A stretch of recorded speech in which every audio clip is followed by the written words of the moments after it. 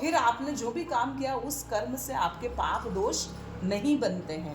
तो इस प्रकार भगवान ने अर्जुन को कहा। फिर अर्जुन ने यहाँ भगवान की शरणागति ली। कार्पण्य दोषो पहता स्वभाव पृच्छामि त्वां धर्म सम्मूढ़ चेता यच्वे यस्या निश्चितम ब्रूहि तन्मे शिष्यस्ते हम शाधि माम त्वां प्रपन्नम।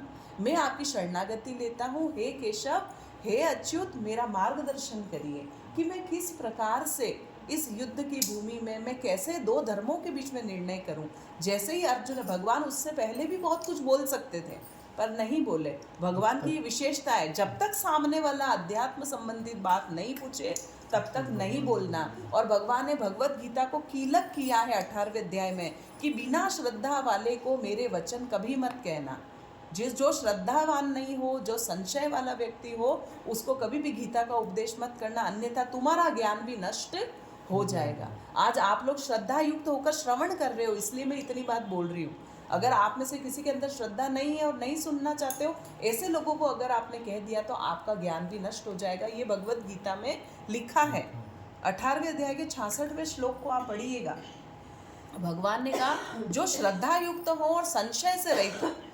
संशय आती है, श्रद्धा चली जाती है, श्रद्धा आती है तो संशय चला जाता है।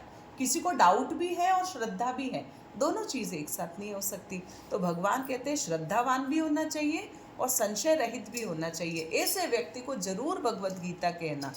और फिर भगवान ने यहाँ पर, जब अर्जुन ने शिष्य भाव में भगवान की शरणागति ली, तब भगवान ने उसको गुरु के रूप में उपदेश किया है।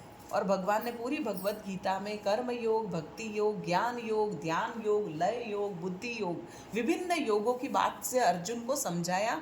लास्ट में अर्जुन ने एक ही बात कहा, नष्टो मोह स्मृतिर्लब्धा, मेरा मोह नष्ट हो गया है, मुझे बुद्धि प्राप्त हो गई है, मुझे स्मृति मिल गई है। हे केशव, हे अच्युत, अब आप जो कहोगे वो मैं करूँगा।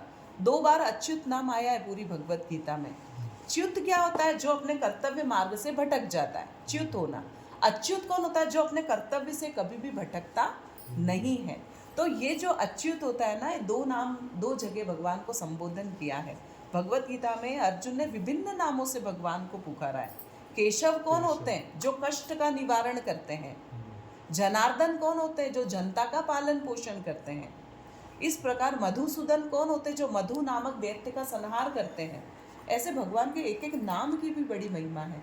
तो भगवत गीता में जो भगवान ने कर्म योग बताया, 6ठे अध्याय में आत्म संयम योग बताया, ज्ञान विज्ञान योग बताया, राज विद्या राजगुह्य योग बताया, अक्षर ब्रह्म योग बताया और विभूतियाँ बताई। भगवान ने क्या कहा कि सत्य रूप में मैं ही प्रतिष्ठित हूँ। जितने प्राणी तुम्हें दिखते हैं, जो सत्य का आचरण करता है, उसके स्वरूप में मैं ही निवास करता हूँ। तो भगवान ने सत्य को अपना स्वरूप बताया और जिन सत्यनारायण भगवान को आज हमने यहाँ पर स्मरण किया। भगवान ने वृक्षों में पीपल के वृक्ष को अपनी विभूति बताया है। जलचरों में भगवान ने कहा मैं मगरमच्छ हूँ। चमकने वाली जो प्रकाश है उसमें मैं सूर्य हूँ। इस प्रकार भगवान ने विभिन्न अपनी विभूतियाँ बताई। 2 बातें होती है, या तो कह कर बता दो या करके बता दो।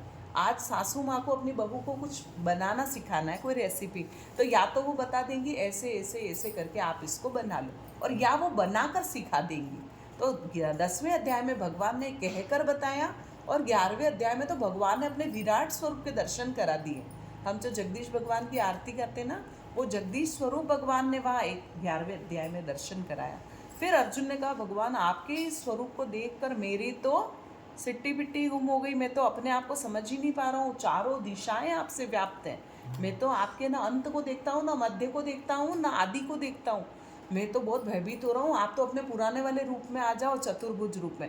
फिर भगवान ने चतुर्भुज रूप दिखाया, अनंत भुज दिखाया, चतुर्भुज दिखाया, और फिर द्विभुज में कृष्ण रूप में आ गए। तीनों रूप के दर्शन है विश्व रूप दर्शन योग नामक 11वें अध्याय में। फिर अर्जुन ने कहा भगवान ये जो रूप आपने मुझे दिखाया, इस रूप को कौन कौन देख सकता है? तो भगवान ने कहा मुझे एकमात्र भक्त मुझे इस भाव में देख सकता है। न योग से, न ध्यान से, न जप से, न बल से, किसी के द्वारा मैं दिखा नहीं जाऊंगा। सिर्फ और सिर्फ जो अनन्य प्रेम, जो बहुत अत्यधिक मुझ में प्रेम करेगा, उसको मैं इस स्वरूप का दर्शन अवश्य करवाऊंगा। तो भगवान ने कहा, तो अर्जुन ने कहा भगवान मैं आपके सकाम रूप की पूजा करूं कि निष्काम की करूं? सकाम क्या होता है? सगुण रूप की उपासना करूं या निर्गुण की करूं? हम लोग क्या कहते हैं, हम तो निर्गुण स्वरूप की उपासना करते हैं। निर्गुण है, उसमें कोई गुण नहीं है, यानी वो